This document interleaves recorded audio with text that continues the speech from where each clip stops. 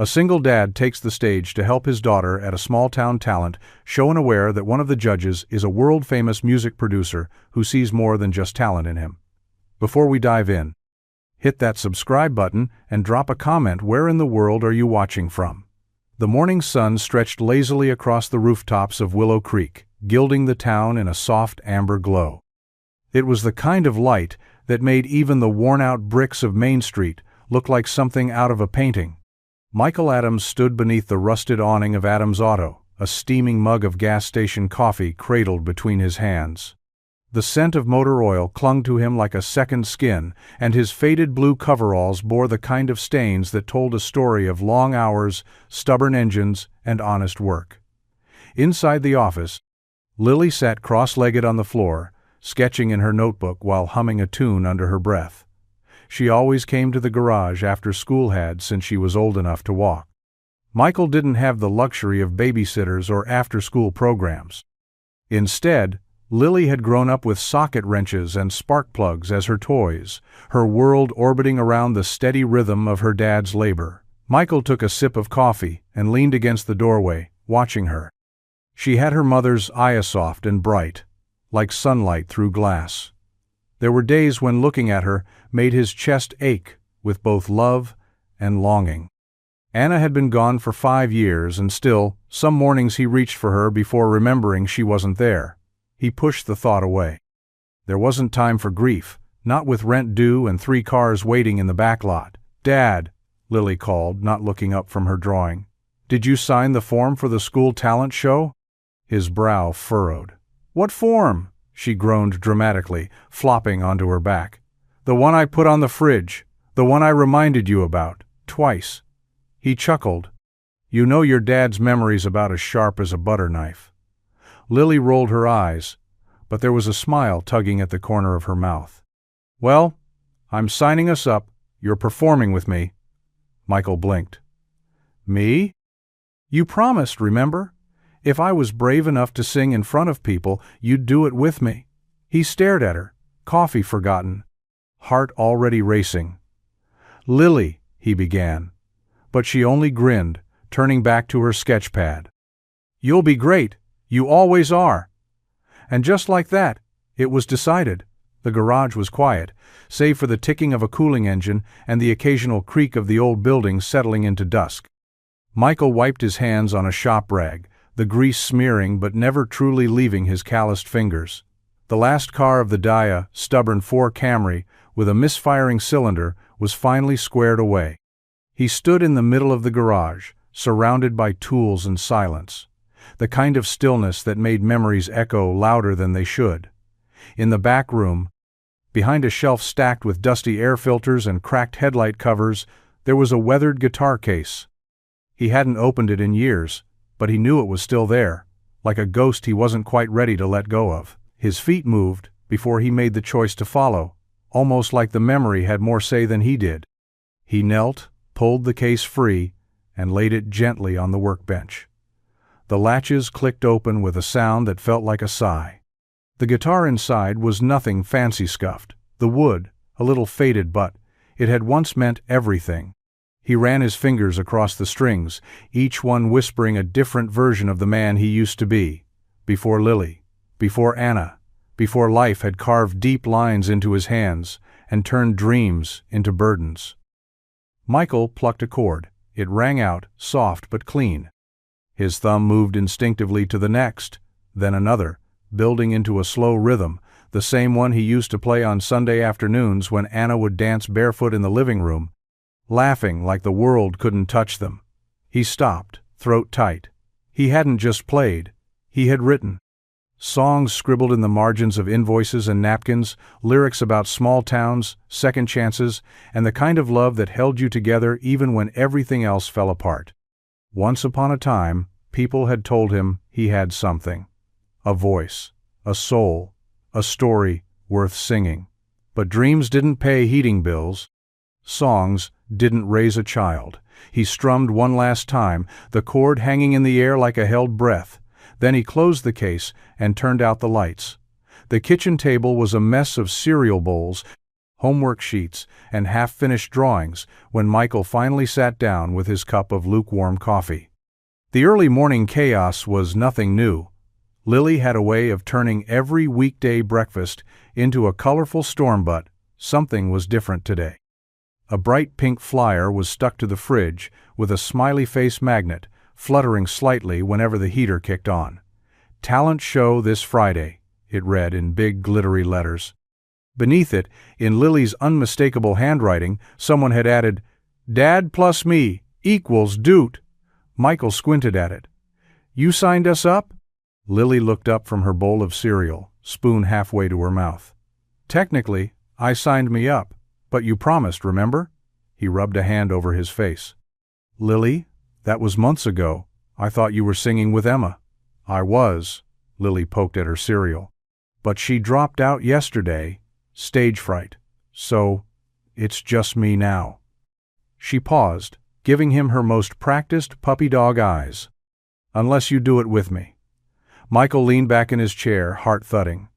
"Sweetheart, I haven't sung in front of people since." "Since Mom?"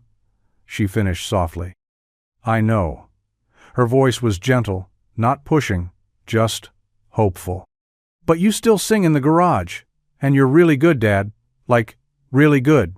He looked away, the sudden rush of memory threatening to drown him. He could still see Anna, on their old porch swing, clapping and laughing while he strummed and sang under the stars. Music had been a thread that wove them together, back when life had felt fuller, lighter. He shook his head, trying to ground himself. "It's not that simple." Lily slid her bowl aside and reached for a stack of sticky notes on the table. She scribbled something and pressed it to his coffee mug. "You promised." He read the note, then looked into her eyes so full of trust and quiet courage. He didn't say yes, not yet. But he didn't say no either. And Lily, ever the optimist, took that as a win. The garage smelled like motor oil, pine-scented air fresheners, and a little bit of yesterday's coffee. Tools hung on pegboards in no particular order.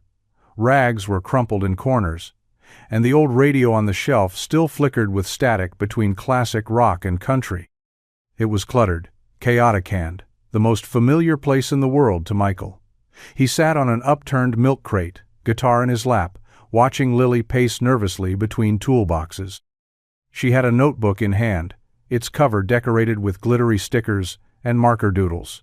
In the margins of the lyrics she'd chosen, she'd drawn stars and little musical notes. "So, we're really doing this?" he asked, already knowing the answer. Lily nodded quickly. "We have to practice if we want to sound amazing." She flipped the notebook toward him. "I picked a song we both know." Michael chuckled as his eyes scanned the page. It was an old folk tune suite, simple, full of heart. One he used to hum to her at bedtime when she was small enough to sleep on his chest. It hit him like a soft jab to the ribs. "Good choice," he said quietly. Lily climbed onto an overturned tire beside him, clutching a plastic hairbrush like a microphone. "I'm ready." He gave the strings a slow strum, adjusting the tuning as the chords settled into the air. The first notes rang out across the garage, blending with the smell of grease and the faint winter chill leaking through the cracked window. Lily joined in, her voice light and airy, just a little off-key but strong with effort. Michael added harmony, low and smooth. His voice hadn't been used much in years, but muscle memory kicked in. And something else too, something buried deeper. Something that tugged at him like a long-lost piece sliding back into place. They made it through the first verse before Lily burst into giggles. "That was so good!" she beamed. "Did you hear that? We sound like a real team." Michael smiled despite himself. "We do, don't we?" She nodded, eyes bright. "Told you we'd be awesome." And as they ran through the song again surrounded by old engines and worn wrenches, it felt like maybe, just maybe, the past wasn't the only place his music belonged. The days passed faster than Michael liked. One moment he was plucking chords in the garage, coaxing his voice back to life beside Lily's bright enthusiasm, and the next, he was staring at a circled date on the kitchen calendar that seemed to mock him in red ink. Friday, talent show, 6:30 p.m. He leaned against the counter, coffee cooling in his hand, and stared at it like it might somehow erase itself if he glared hard enough. But it didn't. The date loomed closer with each turn of the wrench, and every bedtime story read. Lily, on the other hand, seemed unfazed. She practiced every afternoon like it was no big deal, humming as she did homework or swinging her legs under the dinner table, tapping out rhythms with her fork.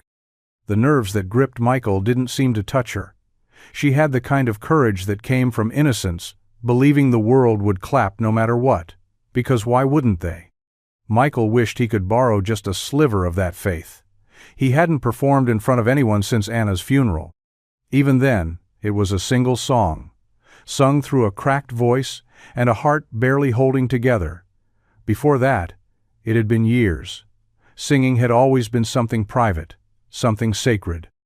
He used to play for Anna, for Lily as a baby, for himself when the world got too loud, but on a stage? In front of strangers? The thought made his palms sweat. One night, a few days before the show, he sat out in the garage alone. The guitar rested on his lap, untouched.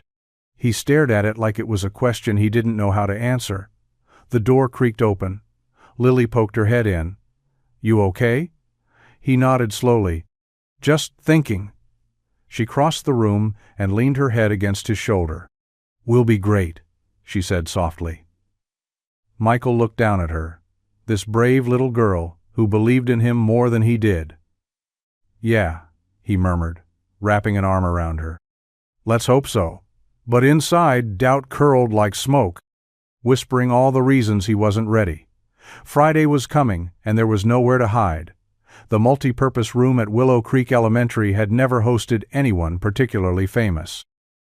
It had seen PTA bake sales, spelling bees, and one unfortunate incident involving a rogue science project and the fire alarm, but nothing glamorous. So when Mrs. Carter, the school's overenthusiastic music teacher, whispered to the principal that she had pulled a few strings and invited a special guest judge, no one paid much attention.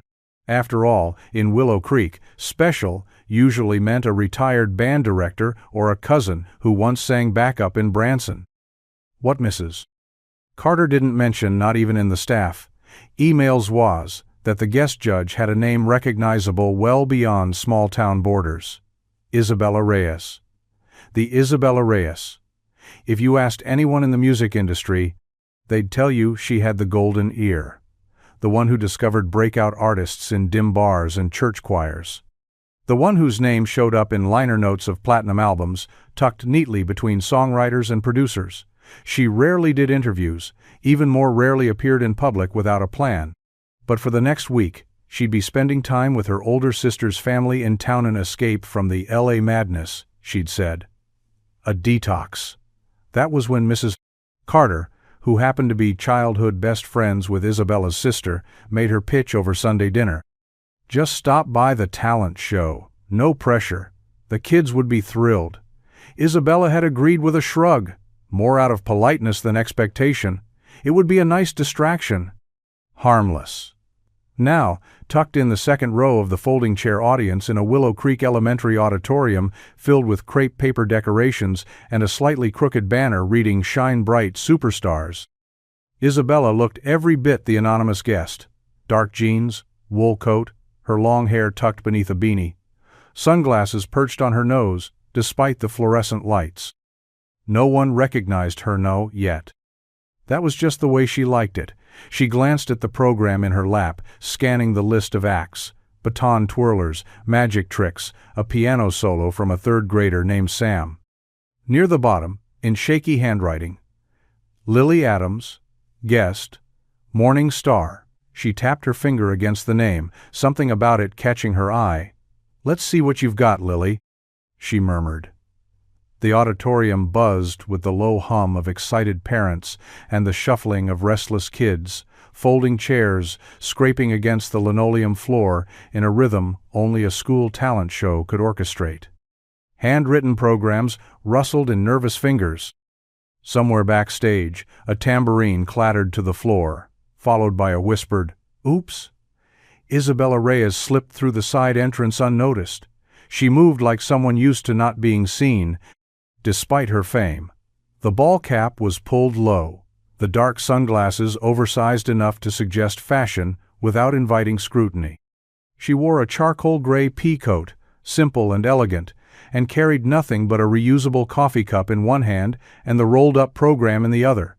No entourage, no flash, just quiet anonymity in a place where no one expected a music mogul to be sitting 3 rows from a papier-mâché rocket ship.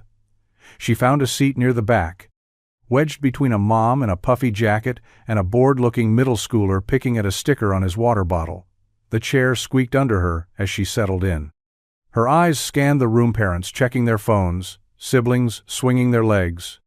The smell of popcorn drifting faintly from the concession table. It was quaint. This wasn't the kind of venue where stars were born. This was the kind of night meant for polite applause, awkward solos, and proud grandparents who thought everything was amazing no matter what. Isabella had come expecting charm, sweetness, maybe a few decent voices and a laugh or two. She certainly hadn't come expecting that feeling, the one she got in the pit of her stomach when she stumbled across something real. She sipped her coffee, letting her guard down just enough to enjoy herself. The lights dimmed a little. A nervous-looking teacher introduced the first act.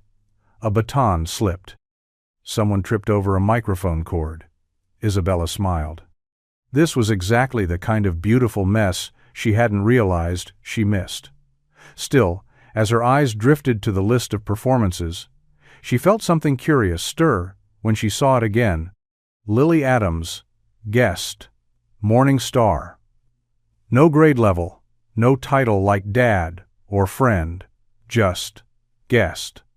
A question hung in the back of her mind, unformed but persistent. She leaned back in her chair, unaware that one of the most unexpected moments of her career was about to unfold under a string of paper stars. Backstage was a whirlwind of whispered pep talks, glitter-streaked cheeks, and the faint scent of sweat and stage makeup. Kids darted around in homemade costumes, clutching props and cue cards, while teachers tried to maintain some semblance of order with hushed claps and urgent finger-pointing. Michael stood off to the side, just beyond the curtain, staring at the glow of the stage lights filtering through the fabric. His stomach churned, his palms were damp. He clutched his guitar like it might anchor him, but it felt more like a live wire in his grip. He hadn't felt nerves like this in years. Not even in the garage, during their rehearsals, had the panic crept in like this. But now, with the muffled thrum of applause rising and falling just feet away, he felt like a kid about to forget every line in the school play. "You okay?" Lily's small voice broke through the noise. He looked down to find her standing at his side, clutching her sparkly microphone like a talisman. Her eyes searched his face, and without a word, she reached for his hand. Hers was warm and tiny, but the pressure was steady, assured. "Breathe," she whispered, echoing the words he had told her a dozen times before bedtime, before tests, before she had her tonsils out. Michael exhaled, the air shaky on its way out. He nodded. Right. Breathing. She smiled, and in that moment, under the buzzing stage lights and chaos of elementary school excitement, she looked more like Anna than ever. Brave and kind. A quiet strength. "You've got this," she said. "We've got this." The MC's voice echoed from the other side of the curtain.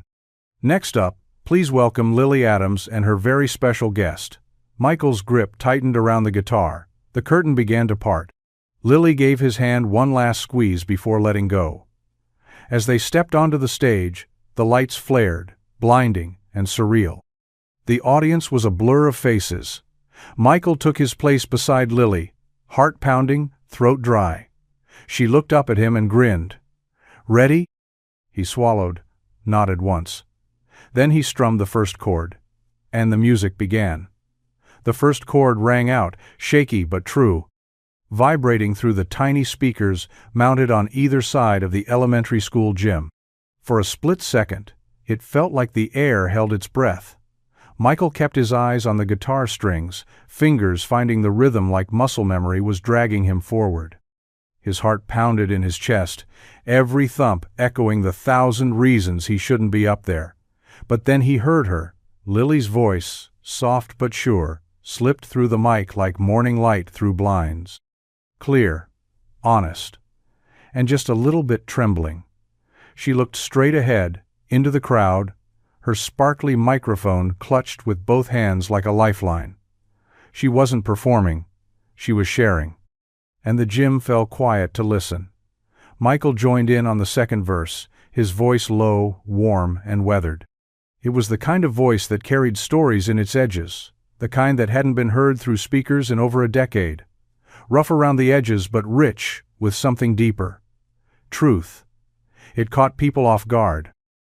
The song wasn't flashy, no belting solos or big key changes, just a gentle, rolling melody about holding on, about starlight in dark places. About being each other's compass when the map runs out. By the chorus, the gym was still. The parents who had been scrolling on their phones now watched with quiet attention. Even the little ones fidgeting in front row seats seemed to settle, drawn in by something they didn't fully understand, but felt anyway. Back in the audience, Isabella Reyes slowly removed her sunglasses. She leaned forward in her seat, elbows on knees, eyebrows knitting together. She wasn't smiling. Not yet. She was listening the way someone listens when something real cuts through all the noise. On stage, Michael and Lily stood shoulder to shoulder, two voices blending into something greater than either could manage alone. When the last note faded, it didn't land like a final bow. It lingered, soft and slow, hanging in the air like a promise. And for just a beat, the room stayed silent. Then came the applause. Not polite, not automatic, earned. The sound of applause rolled through the gym like a wave, sudden, warm, and bigger than anyone expected. Parents stood, clapping louder than they had for any other act. Some wiped their eyes. A few kids who'd been whispering in the back row now sat up straight, watching as Lily beamed and gave a shy little bow. Michael, caught off guard, nodded once in quiet gratitude, the corner of his mouth tugging into something like a smile. But while the room thundered with cheers and the stage lights still glowed, Isabella Reyes didn't move. She sat in the same folding chair, elbows on her knees, hands clasped tight. Her eyes, usually sharp and unreadable, were rimmed with something softer now, wet. Her sunglasses dangled from her fingers, forgotten. It wasn't just the performance. It was him, that voice, that presence, that ache beneath every note. Michael hadn't just sung, he'd lived the song. And whether he realized it or not, he'd bled truth all over that stage. Isabella blinked slowly, her throat tightening. She had sat in countless auditions, flown across the world to scout talent, heard voices that were technically flawless and polished to a shine. But this wasn't about polish. It was raw and real and exactly the kind of thing that couldn't be manufactured in a studio. Her heart thudded, slow and heavy, as Lily squeezed her dad's hand and they made their way off stage. The crowd continued to clap, but Isabella barely registered it. She was still staring at the spot where Michael had stood, guitar hanging from his shoulder like it belonged there more than anywhere else in the world. Something flickered in her chest. Curiosity, yes, but more than that, recognition. A feeling she hadn't let herself believe in for a long time. She didn't know who he was. Not yet, but she would. As the MC called the next act and the lights shifted, Isabella remained still, eyes distant and mind racing. That moment, that song, it wasn't going anywhere. It had found her, and it wasn't letting go. By the time the sun crept over the rooftops of Willow Creek the next morning, the glow of the talent show had already faded into a memory for most. Streamers had been pulled down, chairs folded and stacked, and the gym floor swept clean of glitter and candy wrappers. For Michael, Monday morning came like every ethereally, cold and laced with the scent of coffee and motor oil. The garage was quiet except for the distant rumble of a delivery truck and the slow groan of the space heater kicking on. He slipped on his coveralls, rolled his shoulders, and got back to work. If his voice had trembled a little less on that stage last night, or if the crowd had clapped a little harder than usual, he told himself it didn't mean anything. Just a school event, A sweet moment with his daughter, nothing more. "Hey, Dad?" Lily's voice echoed through the garage as she stepped in, backpack half-zipped, breakfast bar in hand. She bounced more than walked, her shoes slapping the concrete like a drumbeat. Michael looked up from the open hood of a Ford pickup. "Morning, Peanut. You get enough sleep?" "Barely," she said, grinning. "I was too excited. Did you see everyone clapping?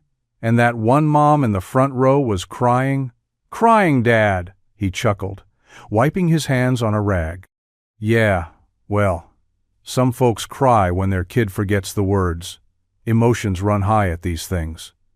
Lily narrowed her eyes, unconvinced. "Don't pretend it wasn't amazing. You were amazing." Michael shrugged and ducked back under the hood.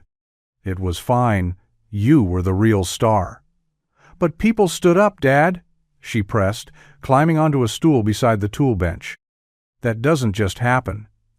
He tightened a bolt a little harder than necessary. "It was a nice night, Lil.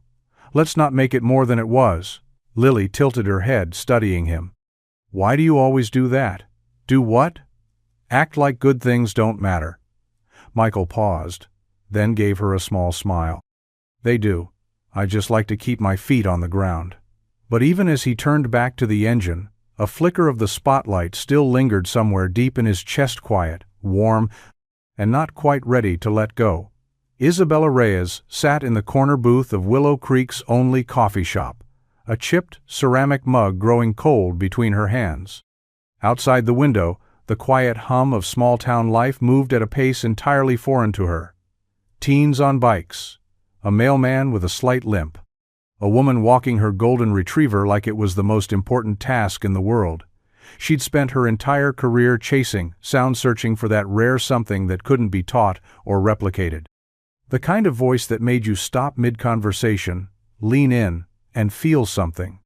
She'd found it in basement bars in Nashville, in subway stations in New York, even in a gospel church in Atlanta. But last night, she found it on an elementary school stage in the middle of nowhere, and she couldn't stop thinking about it. Michael Adams. That was the name she'd heard whispered when the crowd was filing out. No one had said it like he was a mystery, just a guy. A single dad, a mechanic. But Isabella knew better. There was nothing ordinary about that voice. She pulled out her phone again, scanning the school's website for any mention of the performance. Nothing. No clips, no photos. The show hadn't been streamed, and no one had posted videos online yet, so she'd started asking questions. Her sister's neighbor mentioned that Michael ran the garage off Main. "Nice guy," she'd said. "Keeps mostly to himself. Everyone loves his little girl, though." Now, Isabella sipped her lukewarm coffee and stared across the street, where a squat brick building bore a faded sign, Adams Auto. The garage door was open, revealing the shadowy outline of a man under the hood of an old Chevy. She couldn't see his face, but she knew it was him. Her heart beat a little faster, not with nerves, but recognition. She wasn't here to offer him a record deal, not yet. She just wanted to talk. To understand how someone with that kind of talent could be hidden away, changing oil and tightening bolts, in a town where no one knew what they were hearing. She stood, tossed a few bills on the table, and stepped into the cold. It was time to meet the voice she couldn't forget. The bell above the garage door jingled just once, soft and unassuming, as Isabella stepped inside Adams' Auto. The scent hit her immediately. Motor oil, old rubber, something faintly metallic and warm, like sun-baked steel. A small radio buzzed somewhere in the corner, half lost in the hum of a running engine. Michael stood over the open hood of a dusty red truck, sleeves rolled up, forearms streaked with grease. He didn't look up right away, just muttered, "Be right with you," and kept working, wrench twisting with a practiced rhythm. Isabella took a slow breath, letting the environment settle around her. No framed gold records, no chrome and glass offices. Just the steady clink of tools and the low thrum of labor. After a beat, Michael straightened and wiped his hands on a rag, finally turning toward her. His eyes met her steady, unreadable, and there was no flicker of recognition. "Afternoon," he said. "Something I can help you with?" Isabella smiled, slipping into character with ease. "Yeah, Actually, my car's been hesitating when I start it. Thought I'd get someone to take a look before I end up stranded." He nodded, already walking toward the lot. "What are you driving?" "White coupe, parked out front." Michael disappeared for a moment, then returned with a small clipboard and a set of keys she hadn't even noticed him take. "I'll check it out. Might be the starter. Could be a loose terminal. Appreciate it," she said, watching him with quiet curiosity. "You get a lot of walk-ins?" He shrugged. "Enough to keep the lights on." The silence stretched between them, not uncomfortable, just tentative. Isabella leaned casually against the counter. "You were at the school talent show last night, right?" she asked, like it had just occurred to her. Michael froze for the briefest second. Then, "Yeah. My daughter roped me into singing with her." "She's got guts," Isabella said. "And you've got a voice." Michael gave a dry smile, turning back toward the truck. "Had one, maybe, once." She tilted her head, studying him. "You ever think about doing more with it?" He looked up, the weight behind his eyes clear. "I used to," he said quietly. "But life had other plans." And with that, he disappeared beneath the hood, once again leaving Isabella more intrigued than ever. The garage was quiet again, the clinking of tools and whir of the fan now replaced by the steady ticking of cooling metal. Michael leaned against the fender of Isabella's car, a wrench still in his hand, though he wasn't really working anymore. He'd checked the terminals, cleaned some corrosion off the battery, tightened a bolt, or nothing serious. Nothing to keep her there, really. But she hadn't left. Isabella stood near the counter, her fingers resting lightly on the edge, watching him the way someone watches a sunrise they didn't expect quietly. Like they might scare it off if they moved too fast. "You really don't remember me?" she asked, her voice soft even. Michael looked up from the engine. "Should I?" She smiled, not offended. "Probably not. I tend to stay behind the scenes." There was a pause. Then she pulled off her ball cap and let her hair fall loose, brushing a lock behind her ear. The sunglasses came next, tucked into her coat pocket. Her eyes, without the barrier, were sharper bright and steady, like they missed nothing. "I'm Isabella Reyes," she said. Michael blinked. The name didn't immediately register until it did. He frowned slightly. "You mean like the producer?" She nodded. "That one." He exhaled, slow. "You're kidding." "I'm not," she said gently. "And I wasn't there last night by accident. Your performance hit different. Not because it was perfect, but because it was real. You've got something people don't forget." Michael looked down at his hands. Grease-streaked, rough around the edges, not hands built for stages and spotlight. "I fix trucks. I raise my kid. That's what I do now. And I'm not here to change your life," she said. "Just to ask if you'd come record one song. Just a demo. Nothing fancy. I've got a little studio set up at my sister's place while I'm in town. No contracts. No pressure." He stared at her for a long moment. "Why me?" Isabella met his gaze evenly. "Because the world needs voices that come from somewhere real. And yours does." The silence that followed wasn't awkward. It was the kind that comes before a door opens, or closes. Michael didn't answer. Not yet. But the idea was, there now planted, like a seed he couldn't ignore. The demo offer lingered in Michael's mind, like a song he couldn't turn off quiet at times, then rising in volume when he least expected it.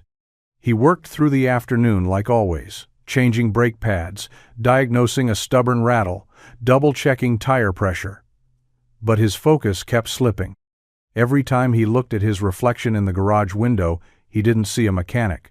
He saw a man standing under stage lights again, holding a guitar, and wondering what the hell he was doing. Isabella had left hours ago, but her words stuck to him like engine grease. He didn't doubt her credentials. The name Isabella Reyes had echoed enough in the back of his mind to confirm the memory interviews, album liner notes, and occasional glimpse on TV. But that was exactly the problem. Michael didn't do glossy. He didn't do opportunity. And he sure as hell didn't do industry charm with a pretty smile and a pitch wrapped in flattery. After locking up for the night, he drove the familiar 2 miles home, his beat-up truck rattling slightly as it climbed the hill.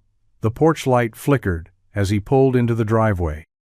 Lily was already inside, probably finishing her homework or elbow-deep in one of her art projects. When he walked in, the scent of macaroni and the low hum of the TV greeted him. Lily looked up from the living room, her eyes bright. "Hey, Dad. How was work?" "Busy," he said, toeing off his boots. "You eat?" "Yep, left you some on the stove." She paused. "That lady come back today?" Michael raised an eyebrow. "What lady?" "The one from the show. The one with the fancy coat." He sighed. "Yeah.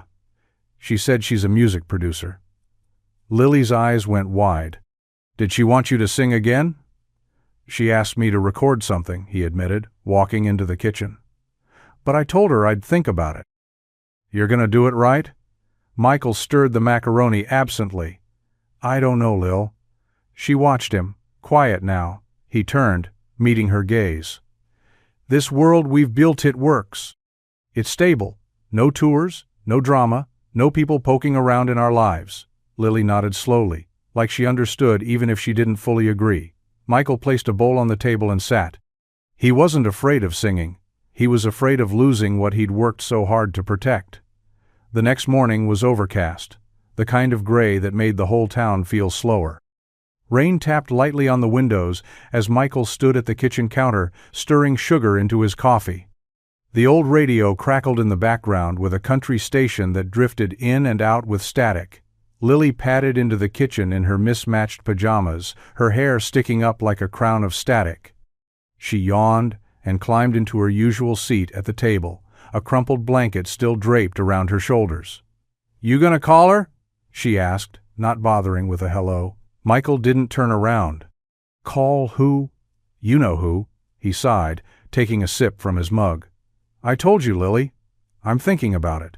There was a pause, the kind of silence only a 10-year-old could weaponize. Then, "You always say you want me to be brave," she said quietly. "To try things, even if I'm scared." Michael turned, the mug halfway to his lips. She looked at him now, fully awake. "So why don't you?" He didn't answer. He didn't have one that would satisfy either of them. Lily stood and walked over to the counter, reaching up to the fruit bowl where the day's mail usually landed. She rummaged for a second before pulling out a sleek white business card, slightly bent at the corners. She held it out to him like it was proof of something, proof of what he was still meant to be. "I found this in your coat pocket." Michael looked at the card. "Isabella Reyes, Reyes Music Group. Personal contact." "You weren't even going to tell me," Lily said, softer now. "Were you?" Michael rubbed a hand down his face, weariness tugging at his features. "It's not that simple, kiddo." But Lily held her ground, both hands gripping the card like a lifeline. "Mom would have wanted you to do this." Those words hit deeper than any others could have. They landed like a stone in water, rippling outward, disrupting everything calm he'd clung to. He looked down at the card, then at Lily, then back again. Maybe she was right. Maybe some chances were worth the risk. The studio wasn't what Michael expected. He'd imagined chrome surfaces, blinking lights, and glass walls, a spaceship of sound like the ones you'd see in a documentary about famous producers. But Isabella's setup, tucked behind her sister's farmhouse just outside of town, was warm and understated. A converted barn with high ceilings, string lights hanging like fireflies, and wood panels that smelled faintly of cedar and old summer storms. Inside, cables coiled neatly like sleeping snakes. A vintage upright piano rested in the corner, and a few guitars leaned casually against the walls. There were sound panels, yes, and a sleek mixing board, but none of it felt clinical. It felt lived in, real. Michael stood just inside the door, unsure whether to take off his boots. "Are you sure about this?" he asked, his voice low, unsure. Isabella turned from her laptop, a gentle smile tugging at her lips. "I'm sure. Come in, don't overthink it." Easier said than done. He stepped inside, shoulders stiff, hands buried in his jacket pockets. Every movement felt amplified in the quiet. He glanced at the microphones, the headphones on the stool, the padded booth. "You know," he muttered, "I used to record on a cassette deck in my garage. Had to time it just right to avoid the dog barking next door." Isabella laughed softly. "Then this'll be a step up, but I don't want polish, I want you. The way you sounded on that stage." He swallowed hard and nodded. She guided him gently into the booth, adjusted the mic, and slipped a pair of headphones over his ears. The instrumental track faded in a simple acoustic backing with soft piano underneath. The song they'd agreed on, the one he and Lily used to sing in the kitchen while washing dishes. Michael closed his eyes, breathed in, let the first line rise in his chest, and then he sang. His voice, at first unsure, gained strength with every word. Deep, soulful, unrefined in all the right ways. A voice with dirt under its nails and grief in its bones. Outside the booth, Isabella leaned forward, transfixed. This wasn't potential. This was lightning in a bottle. And the room, every instrument, every panel, every wire seemed to hold its breath to listen. The plan had been one song. Just one. Michael had made that clear when he stepped into Isabella's studio. No contracts, no promises, no strings, just a demo, a trial. A single dip of his toes back into waters he'd long since walked away from. But as the final note of that first song faded into the soft silence of the studio, Isabella didn't speak right away. She sat at the mixing board, fingertips resting lightly on the faders, her eyes on the glass between them. Michael, still in the booth, lowered the headphones and looked at her through the window, uncertain. She pressed the intercom button. One more. Michael blinked. "I thought, I know. Just humor me." He hesitated, then nodded. The second track was slower, moodier. A ballad he'd written years ago, stashed in a forgotten notebook in the garage, beneath a pile of tax documents and spark plug receipts. He'd barely remembered the lyrics until last night, when they came back to him in a rush he couldn't explain. As he sang, Isabella watched him, not just the way he moved or shaped each word, but the way the music seemed to live inside him. He didn't perform so much as relive. Every line felt weathered, worn smooth by time and heartache. When the second take ended, neither of them spoke right away. Michael pulled off the headphones slowly, his breath still catching. Isabella stepped into the booth, clipboard forgotten on the chair. "That one yours?" she asked. "Yeah," he said, suddenly self-conscious. "It's old, rough." "It's brilliant," she said, her voice low. "You've been sitting on this all this time?" He gave a half shrug. "Didn't think anyone would want to hear it." She stepped closer. "I do." Their eyes met, and something unspoken passed between them. Not electric, not dramatic, just a quiet awareness. They spent the rest of the afternoon playing with chords, layering harmonies, revisiting lyrics Michael hadn't sung in years. By the time the sky outside turned pink with evening, they had recorded 3 songs. What started as a one-time demo had become something else, a rhythm, a spark. And somewhere between the notes, something warmer than music had begun to take root. The invitation came casually, like it was no big deal. "Come by for dinner," Isabella had said, unplugging a cable and winding it with practiced ease. "Nothing fancy, just food, conversation. I owe Lily a thank you for sharing you." Michael had hesitated. He always did. But Lily, unsurprisingly, had jumped at the idea. So now, he stood on Isabella's sister's porch, one hand holding a store-bought pie and the other resting protectively on Lily's shoulder. She bounced on her toes, already peering through the screen door like she couldn't wait to get inside. The door opened before they knocked. "Hey," Isabella greeted, casual in jeans and a loose flannel shirt, hair swept into a soft braid that made her look younger, less polished. "Come in. Shoes off if you don't mind. My sister's a barefoot, on-wood floors kind of person." Lily darted in ahead, already chatting about her art project and asking if there'd be dessert. Michael stepped in more slowly, taking in the homey scent of roasted vegetables and warm bread. The dining room was lit by candles, and soft kitchen lights warm, cozy, like a page out of a life he didn't belong to. Dinner was surprisingly easy. Light conversation, Lily doing most of the talking, Isabella listening with genuine interest. There was laughter. Real laughter. And for a few moments, Michael allowed himself to sit back, to enjoy the way Isabella's eyes sparkled when she teased him about singing with a wrench in his back pocket. But as the plates cleared and Lily curled up on the couch with a coloring book, the conversation shifted. Quieter. Closer.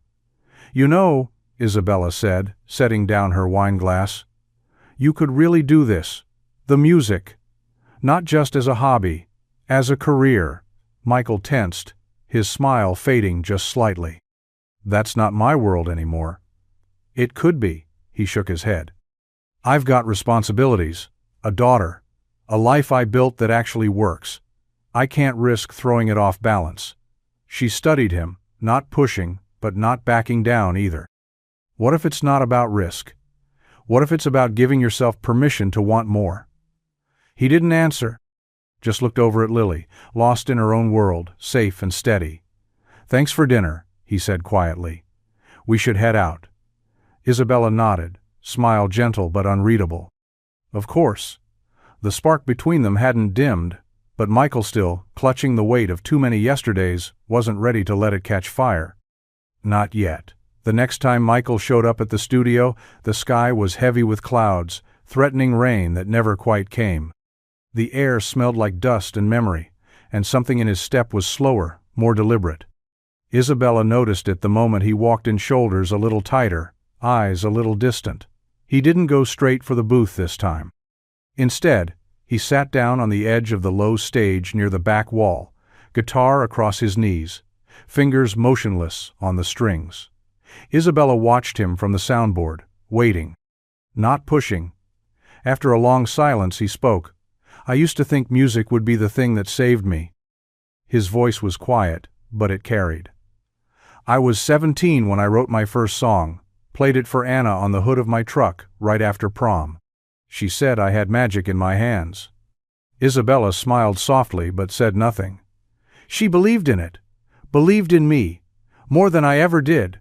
When we got married, I told her I'd chase the dream, play wherever they'd let me. We made plans, cheap motels, second-hand guitars, open mic nights in cities we'd never seen." She was all in. He paused, the silence pressing closer now. "But then we found out about Lily. And everything changed." His fingers brushed lightly over the guitar, the sound barely audible. "She didn't ask me to stop, but I did. Got a job at the garage. Said it was temporary. Said once things were settled, I'd get back to it." He swallowed hard. "And then she got sick. Fast. No warning. By the time we realized how bad it was, there wasn't time to go anywhere." His jaw clenched. "I promised her I'd take care of Lily, that I'd keep her safe, keep her grounded. I built a life around that promise. Simple, predictable, no chances." He looked up at Isabella then, eyes lined with something deeper than sadness, guilt, maybe. Regret. "So if I've been cautious with all this, it's not because I don't care." He strummed a single, aching chord. "It's because I still hear her voice in everything I do." And in that moment, Isabella understood. He hadn't given up music. He'd just buried it beneath the weight of love, loss, and the desperate need to protect the one thing he had left. The storm finally broke that night. Tapping gently on the roof of the studio, as if the sky itself had something it needed to say. Rain slid down the tall windows in soft, silver streaks, while inside, Michael and Isabella sat cross-legged on the floor, an open notebook between them. Half a mug of cold coffee forgotten nearby. Neither of them had said much since Michael's confession. The silence wasn't heavy, it was respectful. Full of unspoken things. "I never knew that," Isabella said quietly at last, her gaze fixed on the scuffed hardwood between them. "About your wife." Michael offered a small nod, his fingers idly picking at a loose thread on his shirt sleeve. "Wasn't something I planned to share, just came out. She looked at him then, her expression softer than he'd ever seen it. There was no pity in her eyes, just understanding. Reflection. "Everyone always thinks I have everything," she said, her voice barely louder than the rain. "Big house in L.A., all the right connections, some ridiculous car I barely drive. It looks good, on paper." He tilted his head. "But?" She smiled, but it didn't reach her eyes. "But I go home at night, and it's quiet. Too quiet.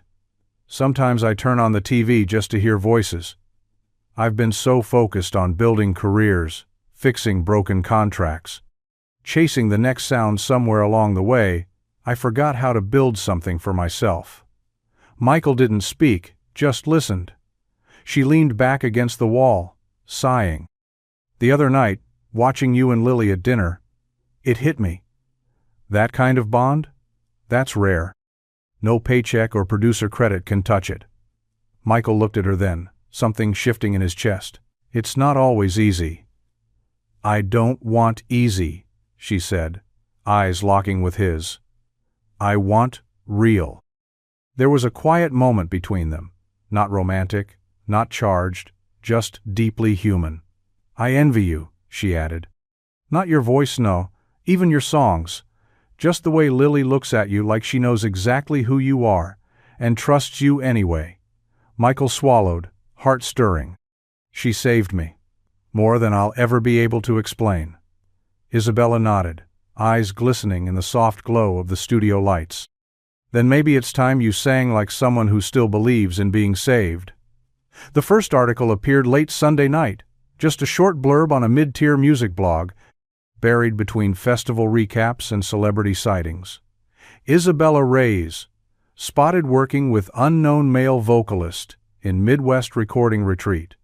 There were no names, no photos, just enough to stir curiosity among fans and industry watchers who tracked every move she made like hawks circling a spotlight. By Monday morning, it had spread like wildfire. Music insiders began speculating. Was she launching a new artist? Sheltering a burned-out pop star? Or, more scandalously, hiding a romance? And by Tuesday, the storm hit Willow Creek. Michael noticed it first when a sleek black SUV idled outside the garage for over an hour, its windows too tinted to see through. Then came the woman in oversized sunglasses, pretending to browse the gas station snacks while whispering into her phone. And finally, a man with a too-large camera pretending to photograph wildflowers across the street, lens trained straight on the shop. He stepped outside and stared the guy down until he turned and walked away. But the uneasy knot in Michael's stomach only grew tighter. By the time he picked Lily up from school, 2 more cars had followed him home. "What's going on, Dad?" she asked, peering through the back window as they pulled into the driveway. "Why are people taking pictures of your truck?" He didn't have an answer he liked. "I don't know, baby, but we're okay. Don't worry." But he was worried. Later that evening, his phone buzzed with a call from Isabella. "I'm so sorry," she said the moment he picked up. "It wasn't supposed to get out. I don't know who leaked it, but it wasn't anyone on my side." Michael rubbed his forehead, voice tight. They were outside Lily's school. There was silence on the other end. Then, "I'll fix it." He believed she meant it, but that didn't make it better. This wasn't just music anymore. It wasn't studio sessions and quiet duets in the glow of string lights. It was exposure, noise, risk. And Michael had spent too long keeping Lily safe to let the outside world come crashing in now. Even if part of him had started to wonder what life beyond the quiet might look like. The next day, Michael didn't show up at the studio. He didn't call, didn't text. The light rain that had lingered all morning gave way to heavy clouds, low and brooding, and the stillness inside the converted barn only made the weight in Isabella's chest heavier. She had just started shutting down the mixing board when the door flew open with a sharp bang. Michael stood in the doorway, soaked to the shoulders, jaw clenched, eyes dark. "Hey," she said carefully, setting down her headphones. "I was just about to. This isn't what I wanted." His voice cut through the quiet like a snapped string. Isabella froze. I know. I told you, he said, stepping further inside, rainwater dripping from his sleeves. No contracts, no publicity, no circus. He motioned vaguely toward the windows, as if the press were still camped outside in the fog. But now there are strangers parked outside my house, cameras outside Lily's school. I didn't leak anything, Michael. I know you didn't, but your name did enough. The words hung there, heavier than the storm. Isabella's expression softened. I'm trying to fix it. Michael exhaled sharply and turned away, pacing. You don't understand what it's like. I've spent years building something stable for her, safe. No surprises, no chaos. Just routine. That's what keeps her world steady. And now, overnight, there are stories, rumors, God knows what next. You think I don't want to sing again? That I don't miss it? He turned back to her, pain etched into every line of his face. But I'm not some 22-year-old with nothing to lose. I'm a father. And I'm not risking her peace because someone decided I'm a headline. Isabella didn't defend herself. She didn't try to spin it. She just stood there, hands at her sides, absorbing every word. I hear you, she said softly. And you're right to protect her. Michael looked down, his voice lower now. I thought maybe I could dip my toe back in, but this feels like I've already lost control. And with that, he turned and walked out, the door closing behind him with a quiet finality that sounded far too much like goodbye. The studio sat dark for 3 days. No lights in the windows, no guitar hums floating out into the trees.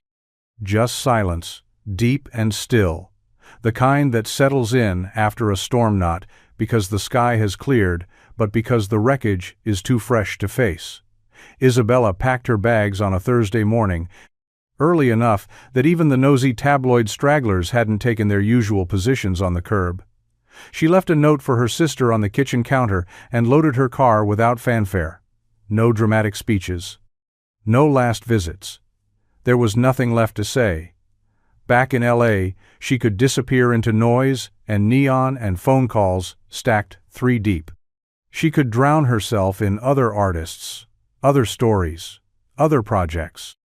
And yet when she sat by the window on the red-eye flight home, staring out at the wings slicing through gray skies, she realized something that made her throat tighten. Michael Adams wasn't just a voice. He was a pause she hadn't known she needed. And now, she'd left him behind. Back in Willow Creek, Michael tried to return to normal. The garage was as it always was, rusted bolts, stubborn engines, country music on low volume. He showed up early, worked late, smiled when customers thanked him, made dinner for Lily, checked her homework, folded laundry during commercials. But the silence in the house was louder now. Lily noticed it first. The way he didn't hum while cooking. The way the guitar stayed tucked in its case. The way he stared just a little too long at the studio's phone number, still scribbled on the back of that business card, tucked in the junk drawer beside batteries and old receipts. She didn't say anything. Not yet. But she missed the spark in his eyes when he talked about music. So did he. But in his mind, it was better this way, safer. He'd shut the door on something that could have cracked the world he'd built open. Still, every night when he laid down, the echo of Isabella's voice, soft, patient, lingered in the quiet. And peace, the kind he used to cherish, suddenly felt like something else entirely. Loneliness, dressed in routine. It started with a single post, an unlisted YouTube video, uploaded quietly by a junior sound engineer who'd been helping Isabella back in Willow Creek. He hadn't meant to cause a stir. Just wanted to share something beautiful with a few friends, maybe catch the ear of someone who needed it. The title was simple. Unknown Artist, Morning Star. Demo. No names, no credits. Just one track. But within 24 hours, it had spread like wildfire. The comments poured in first. Who is this guy? This voice feels like home and heartbreak at the same time. I'm sobbing in a parking lot. What is this magic? Then the reactions came, duets on TikTok, acoustic covers, even a slowed-down version set to grainy clips of fathers dancing with their daughters. The internet had fallen in love with something raw, something real. The mystery dad, as the fan threads began to call him, became a phenomenon. Music blogs picked it up within days. "The return of soul, in an industry full of polish," one headline read. "Isabella Reyes' secret masterpiece?" asked another. Speculation ran wild. Was he a washed-up country singer making a quiet comeback? An actor in disguise? A viral marketing stunt? But Michael didn't know any of this, not at first. He was elbow-deep in a brake job when his phone buzzed for the 5th time in an hour. Then it rang. Then it buzzed again. Finally, he yanked off his gloves and checked it. A text from an old friend in Nashville, someone he hadn't spoken to in years. "Is this you? Dude, you're everywhere." He clicked the link and froze. It was his voice, his song, his demo. And beneath it, thousands of comments, hundreds of thousands of views. He just stood there in the middle of the garage, the whir of the lift humming behind him. His breath caught somewhere between disbelief and dread. Because the door he'd closed? Someone had kicked it wide open, and the world was listening. The call came on a Wednesday morning, just after sunrise, while Michael was pouring coffee into a chipped mug and trying to shake off a restless night. Lily was still asleep upstairs. The house wrapped in that early hush that always made him feel like things might just be okay. The phone buzzed against the counter. Unknown number. He let it ring once, twice, then picked it up with a sigh. "Hello? Michael Adams?" The voice on the other end was crisp, professional, but friendly in that practiced way that made alarms go off in his gut. "Who's asking?" "This is Daniel Cross. I'm an AR rep with Evergreen Records. We've been following your demo, Morning Star, and I have to say it's one of the most authentic pieces of music I've heard in a long time." Michael didn't say anything, just stared at the coffee swirling in his mug. "We'd like to talk," the voice continued, "about representation, about releasing a full-length project, if that's something you'd be open to. There's a lot of momentum behind you right now.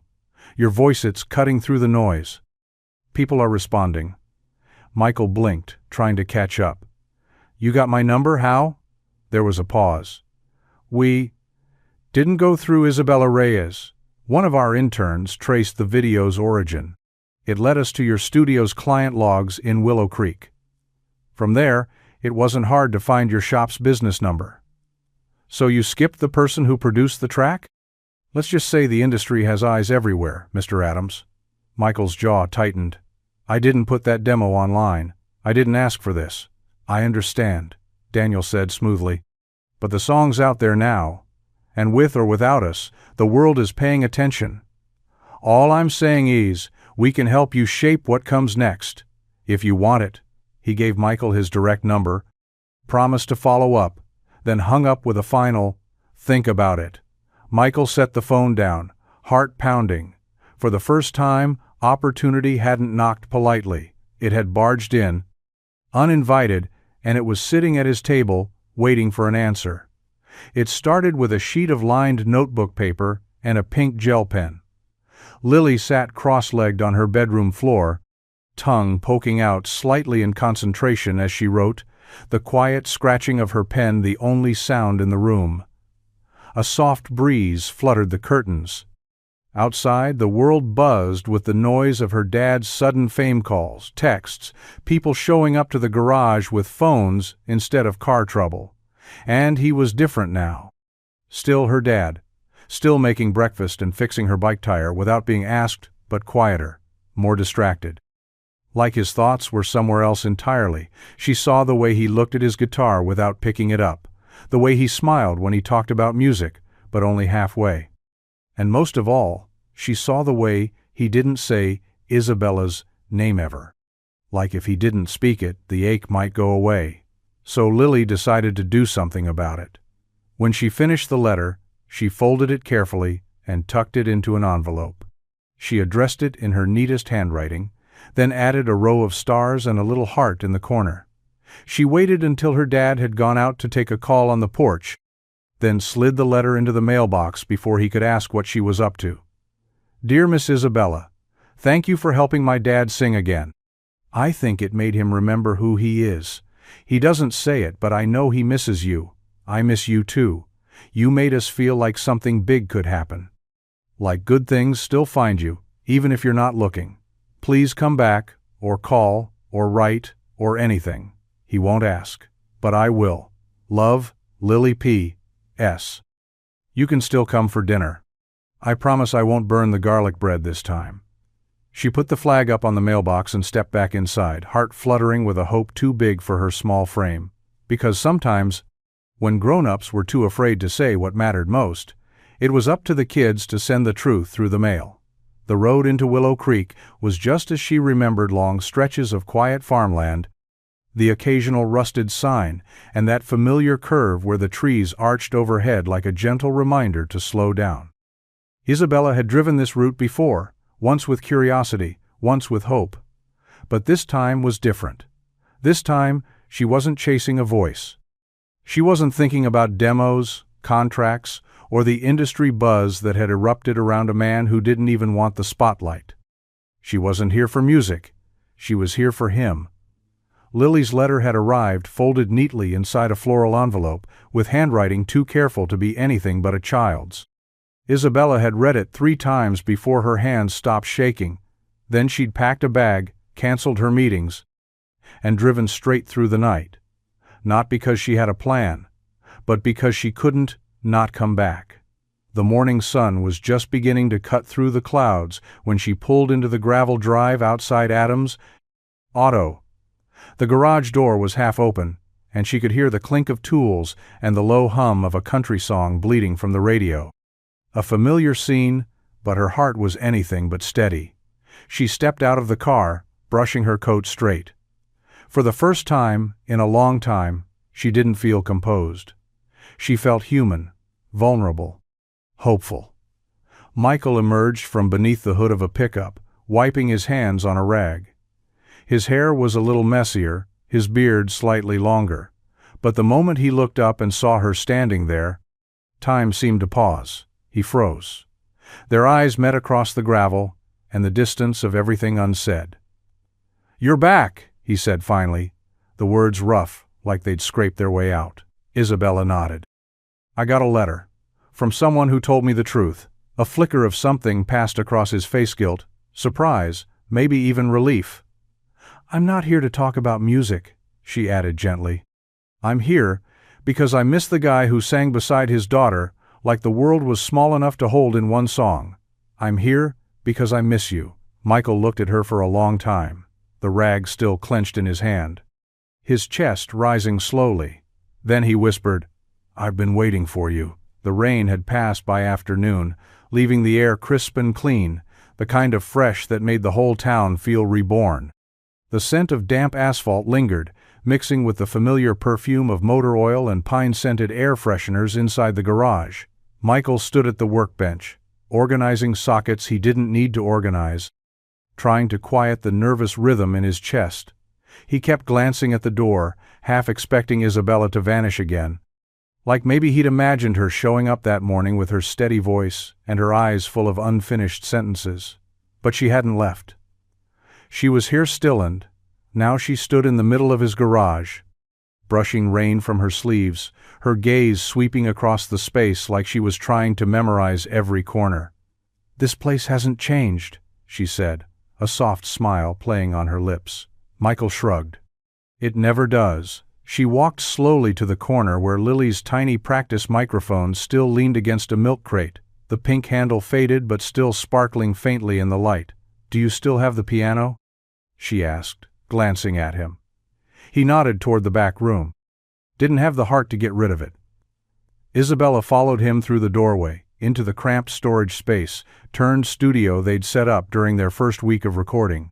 The upright piano still sat under its dusty cover, flanked by string lights Lily had hung up for ambience. Michael pulled off the cover, revealing the worn ivory keys beneath. He ran his fingers across them gently, like saying hello to an old friend. Isabella didn't speak. She just sat beside him on the bench, close enough to feel the warmth between them, far enough not to rush whatever this was. Michael took a breath, placed his fingers on the keys, and began to play. Not a full song, not something rehearsed, just a soft, searching melody that filled the garage with something tender and familiar. Isabella joined in after a momentuming, not singing, just adding harmony, the way only someone who knew a person could.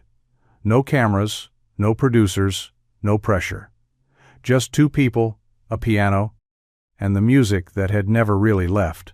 A reunion not just of voices but of hearts finding their way back to where it all began. The melody hung in the air like a question neither of them needed to answer out loud.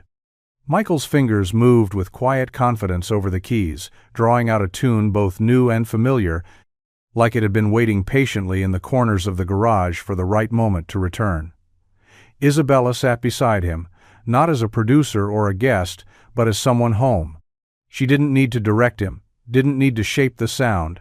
Instead, she let herself be shaped by it, leaning into the moment with the kind of trust she'd rarely given to anyone. In this garage, this sacred little corner of oil stains and string lights, everything felt stripped down and honest.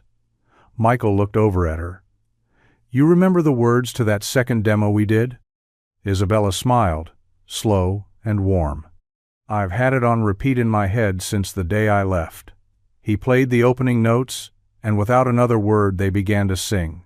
Their voices blended the way only voices born of contrast could. His, gravel and grit; hers, smooth with a thread of steel beneath. It wasn't perfect, it wasn't polished, but it was true. Every lyric, every breath between lines, every glance they exchanged spoke of what had been lost and what still might be found.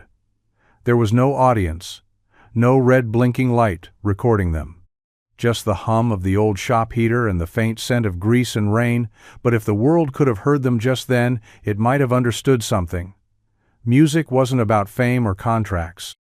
It was about connection. When the final note faded, Isabella leaned back slightly, eyes still closed, a soft exhale escaping her lips. Michael didn't move right away, just let his fingers rest on the keys. "That," she said quietly, "felt like a beginning." Michael turned to her, his expression open in a way it hadn't been since the night they first met. "Feels like maybe we get another shot." "Second chances?" she asked. He nodded. "Yeah, and maybe not just with music." They didn't kiss. Not yet, but when she reached for his hand, he didn't hesitate. This time, neither of them would walk away. The sun hung low over Willow Creek, casting long shadows across the garage floor as Michael stood at the workbench, pen in hand, staring down at a single sheet of paper that had once felt impossible. It wasn't flashy, no big label logos, no fine print riddled with traps, just a modest agreement tone that had taken weeks of quiet negotiation, phone calls, and long talks under string lights in the back room with Isabella. He'd been clear from the beginning. No tours that pulled him away from Lily, no celebrity machine, no rebranding him into someone he wasn't. He'd sing in his own voice, write his own words, and keep recording right here in the garage if he had to. And surprisingly, the label had agreed. Because now, thanks to the viral wave still rippling across the music world, he had the leverage. And Isabella had fought for him every step of the way. Lily watched from the corner, perched on a stool, legs swinging and eyes wide. "Are you really going to sign it?" Michael glanced at her, heart full. "I think I am." She grinned. "So you're officially a rock star now?" He laughed. "More like a dad who sings on weekends and fixes engines on Mondays." He signed his name with a steady hand and passed the paper to Isabella, who leaned against the opposite wall, watching him with quiet pride. "You okay with this?" she asked. He nodded. "Yeah, because it's ours, not theirs. I don't need stadiums or spotlights. I just want to make music that means something, and still be the guy who makes Lily pancakes on Saturdays." Isabella smiled. "That's the deal we made." They shook on it, but their hands lingered a second longer than necessary. Later that night, as Michael tucked Lily into bed, she whispered, "Mom would be proud." He swallowed hard, kissed her forehead, and nodded. "I hope so." Downstairs, His guitar waited by the door. A new beginning on his own terms. No noise. No pressure. Just a man, his music, and the promise of peace wrapped in something even better than fame-freedom. The scent of kettle corn and fresh-cut hay floated on the warm evening breeze as the Willow Creek County Fair came to life under strings of glowing bulbs. Children darted between booths, laughter echoing through the air, while the carousel spun slow and sweet in the distance. The main stage, built from old lumber and decades of tradition, stood at the heart of it, all modest, familiar, and waiting. Michael stood behind the curtain, guitar in hand, peeking out at the crowd gathering on hay bales and picnic blankets. No agents, no cameras. Just neighbors, friends, and the kind of small-town magic that felt like home. Lily tugged at his sleeve, dressed in her favorite denim skirt and sparkly sneakers. "You nervous?" she asked. He smiled down at her. "Not a bit. You?" She grinned, missing a front tooth. "I was born for this."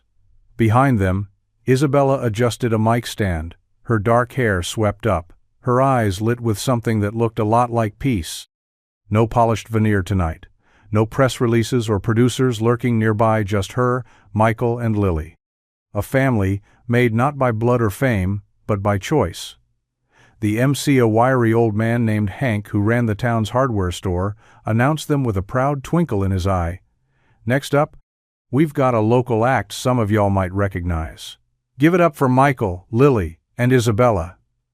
They stepped onto the stage together to the sound of cheers and warm applause. Michael settled onto a stool, guitar resting comfortably in his hands. Isabella took her place by the mic, and Lily stood between them, holding her tiny microphone like it was made of gold.